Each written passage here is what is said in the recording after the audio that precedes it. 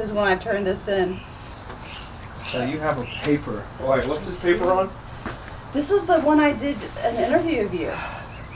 You're gonna have to remind me that. Okay. So we were in class one day, in one of our communication classes. I said, hey, I have to do a paper from the perspective of an African American in today's society. From October 6, 2008. Oh my God. And I asked you if I could interview you. Wow. I don't even remember that. Really? No, but I have a pretty bad selective memory, so. I wish I did. I really do. So yeah, I kind of skimmed through it. It is very interesting. That's crazy. Yeah. I'm curious to. Here, Okay, so what do you skim back through this? What I stood out skimmed to through you? it. Well, one of the things that came out was the, do you remember the Daniel Paul Watkins thing? Daniel Paul Watkins was a guy who was president? Or was he? Yeah, he was president of the student body, right? Yeah. Yeah, he was president of student body when we were in school, and there was a big racist outrage because somebody had put a noose on his desk. And baby powder. I don't remember that part. Yes, there was baby powder on the desk as well. So all right, long story short, came out that he did it himself, and it was a complete shit show. So that's yeah. We did talk about was it that you got pulled over more in Abilene at that time than you had in Dallas? That was in the paper? Mm-hmm. Really? Mm-hmm. Oh my God. That you had more racial profiling occur. That's not Abilene. Surprising. No. Wow. Not to me. And that's the thing, Rebecca, that is so crazy to me because, like, weeks and weeks ago, before George Floyd happened, my sister was in town and we were sitting around playing games. My wife and my sister, mom and dad, and like we were retelling the stories of like getting pulled over. My mom remembered some of the stuff I forgot, and like the conversations we had, and I think you might have seen this post, but like it's not that I forgot, right? These things have been buried, they've been compartmentalized in there because they're so traumatic. And so hearing you say that, I'm just like, really? I said that? Like, and if I said it, I know it was true at the time. I wouldn't have sat down with you and lied to you, Right. I wasn't Daniel Paul, but that's wow. Yeah. Wow. And then this was pre-Barack Obama too. This was right before he got elected. And you remember the firestorm after that in Abilene? Yes. People were depressed. I was so dumb. People were going nuts.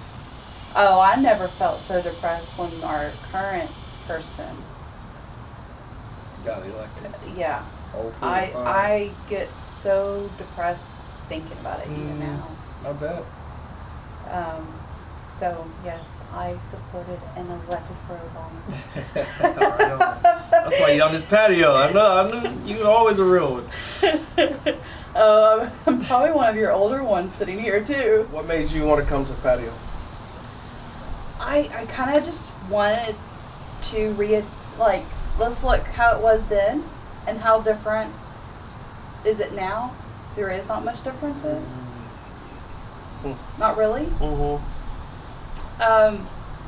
I think society, as far as society is starting to hear. Unfortunately, yeah, 12. That's 12, a sad statement. 12 years. And so we're speaking relative to when we were in school. Yeah. But I mean, if we're talking about the history of oppression, systemic racism, like right. Obviously. Oh, totally, totally worse. I feel like we make progress, and then it's like, oh well, they're not.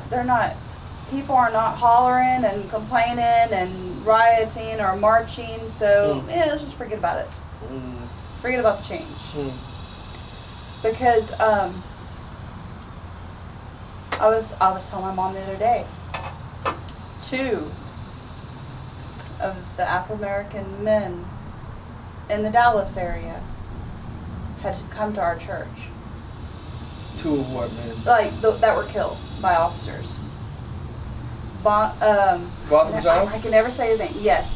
He visited a few weeks before he was killed. And what church you go to? Preston Road Church of Christ. And the other one, his name was Jordan. He was a kid. From Mesquite? Yes. The one that with the officer shot in his car? Yes.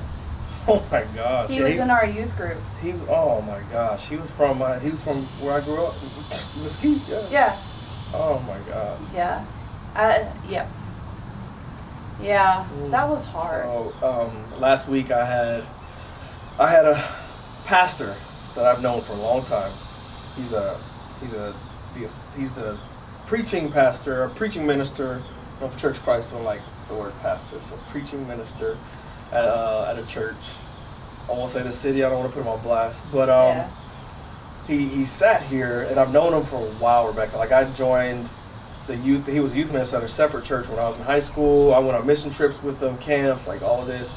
Known him for a while, and just kind of kept in touch. And so anyway, he came here and sat here, and we had a great dialogue. And he was like, him and his wife, he was like, man, we're willing to die on this hill. Like, we are, we're gonna stand up for this. Like, they go to predominantly white church, and he knows he has to speak slowly and like use coded language to bring people along. He was like, I know for a fact I got a racist elder. Like, I know that. Like, he was like, we got to get him out of there.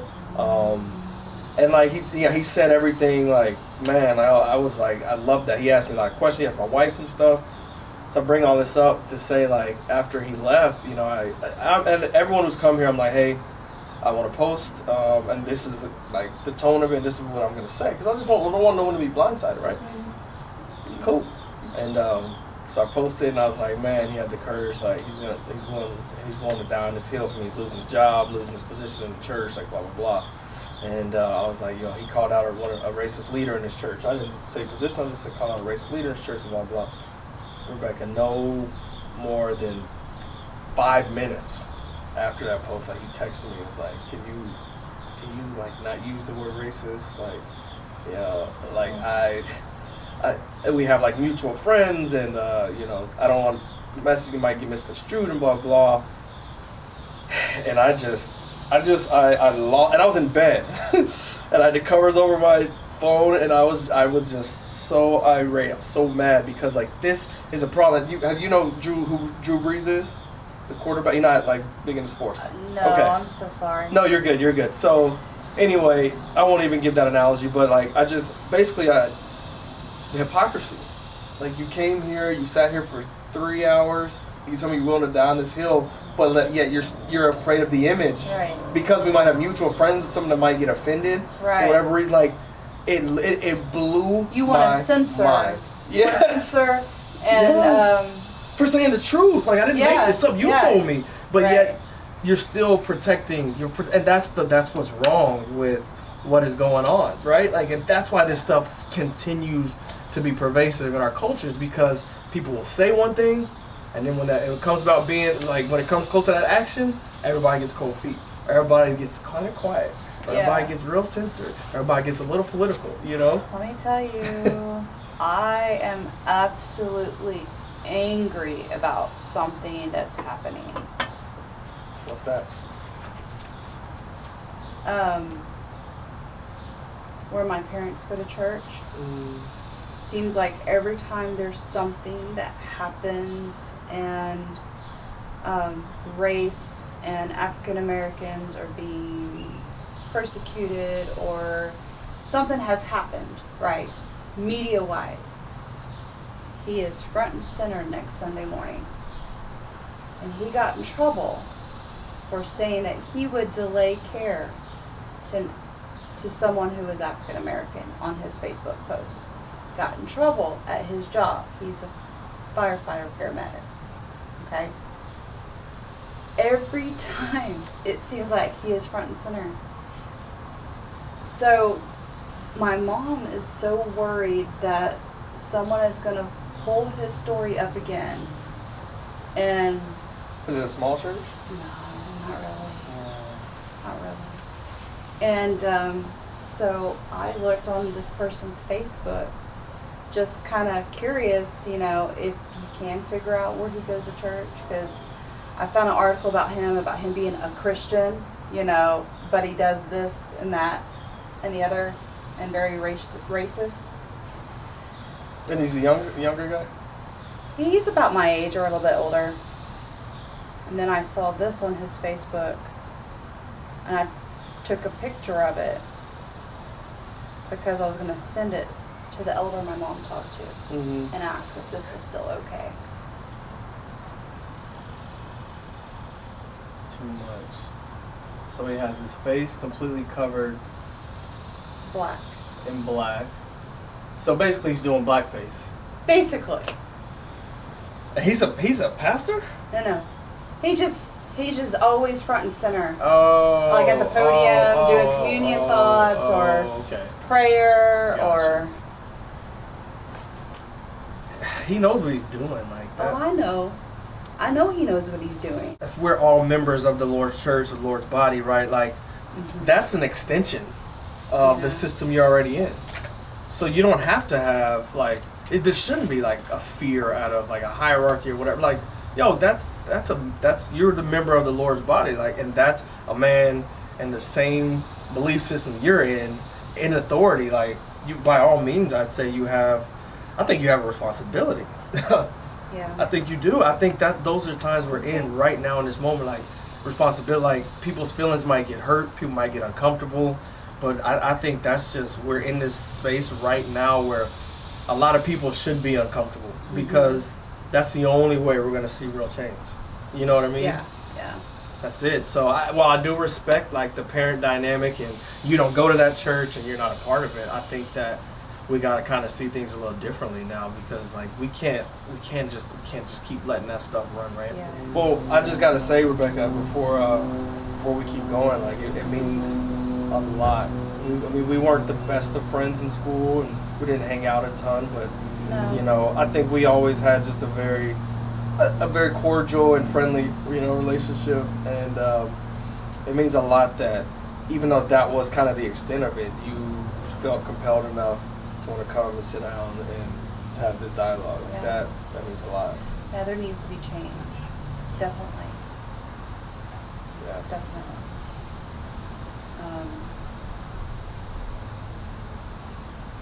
Yeah, I saw oh my gosh, It's okay. the smoke.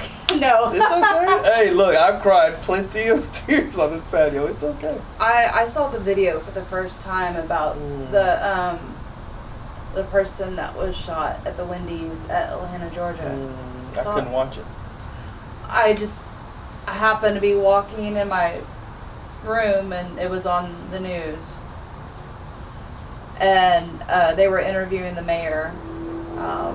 She was, you know, I loved what she had to say. But I saw that and I'm like, that dude was drunk.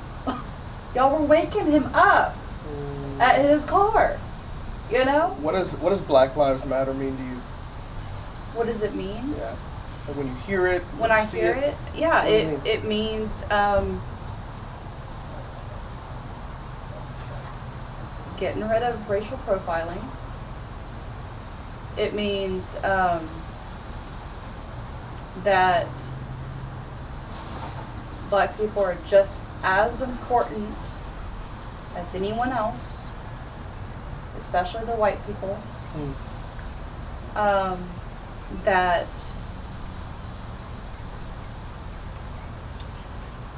not every Black person is to be feared.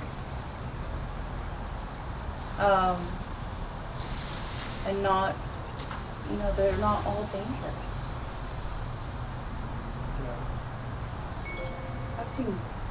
I've seen crazier white people than I've seen Black people. You don't have to. Yeah, my mind is always going back. Merchant of Venice, where Shylock is pleading to be seen as a person. I don't know what that is. This is a Okay, it's Shakespeare. Okay. I'm sorry. No, yeah, you're good. So, you know, he has this whole monologue about, you know, if I'm hungry, do I eat food? If I'm cut, do I bleed? I mean, just a whole list of stuff that's very human. And that was about Jews and Christians. No different than what's going on with the black and white. You know? If you just remove the Jew part and put, you know, African American, I'm a black person. If this happens, don't I want this? You know? It's just basic human nature needs. That's good. What's it called? Merchant of Venice. Merchant of Venice. Jonathan, I love you. You're welcome. I know you mean that. Feels good to be loved. I love you too. And I'm so appreciative again of you taking the time to drive across town and just sit down and express that. What was your main goal in coming over today, if there was one? Let you know that, one, I love you for who you are. Two, to let you know that I understand and I hurt alongside with you.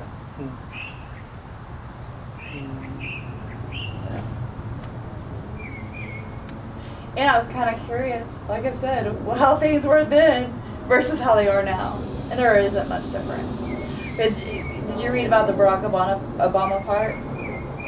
Yeah, I skimmed through that. I was like, yeah, we thought things were going to be better. Yeah. The guy won't even let his portrait in the White House. It's madness. Like, we are living in madness. But, you know, well, I truly believe that we can change our sphere of influence. I really, really believe. People need to get out there and vote. I mean, vote, have a voice, make changes. Because this complacency, just sitting here thinking nothing's going to change, doesn't make changes. But it's so hard, Rebecca, because I know. you go out and vote, and then a reality TV star wins president. It just, you feel so deflated. And then you even, like you said, when Barack was in office, record numbers came out to vote, and honestly, not a ton changed for our community in 8 years. Like, in it, I know he did his best, but it's just like, I feel like this, the system can only go so far up, right? But I do think, though, there's something to be said about getting more educated and involved in local elections and like city council and chancellors and stuff like that can make decisions to, you know, within your community. Because I think that's where you live, and that those things can be real change. But as far as just trusting it to go all the way to the top, honestly, I've lost my faith in that. That's sad. It is sad, but it's a sad reality. I was talking to a friend of mine. We actually were having dinner, and then our dinner just ended up to a long patio talk kind of thing. And she's married to, she's a white woman married to an African American man. There I go, doing it again. It's all good. And we were talking about what was happening, and I said, I don't know, but I feel like there needs to be this profound action, you know. And she's like what? I said, I don't know. I think we need a whole bunch of white officers and a whole bunch of black men march together. She goes, yeah, like that will really happen. And I'm like, but I really feel like that something like that will help people heal, because it might invoke conversation while you're walking. It's happened. I mean, right, because they did DPD BLM. Did they? Yeah, but there was a side note saying I wish there were more white officers that showed up. Yeah. So and some other cities, like some of the cops started marching, but it wasn't like a mass thing, like you said. Yeah. Like I think there needs to be more conversations. I think we need to get away from, well, the statistics say, you know, those are all straw man arguments. Hello, you can tweak numbers here and there to get whatever statistics you want, just like you can tweak a word here and there to get a different meaning of the sentence. And it's all to distract. Yeah. And detract from what's going on, you know?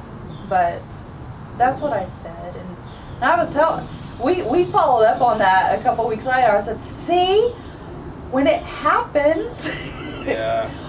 people are happier, not as stressed out, Right. Yeah. So. Is this my copy, by the way? Yes, you can keep that. I appreciate that. Yeah. So, when you say that you understand, Part of me is like, you can't understand. But I think there's a part of you who's lived an experience in your own way, as a woman, as someone who struggled with your own issues, and then having your own experiences. I hear that, and I receive that, and I believe that. You know, you'll never understand the Black experience. No. I think you understand a level of pain, and you had your own experiences. So I want you to know, like, that changed my perspective. It did. And I appreciate that coming from you. I mean, because I do try to understand from another person's point of view. And there is no way I'm going to know. Mm-hmm. Being born, brought up into adulthood, what it's like to be a Black person. Yeah. I'm not. Yeah. I can honestly say I wish we had more culture. You know, like me and my family growing up, we didn't have like culture. You know, very boisterous kind of culture. I used to be so jealous of that. Even the Hispanic culture there. So, like I said, white people, fuddy duddies. Fuddy duddies. Oh, you're a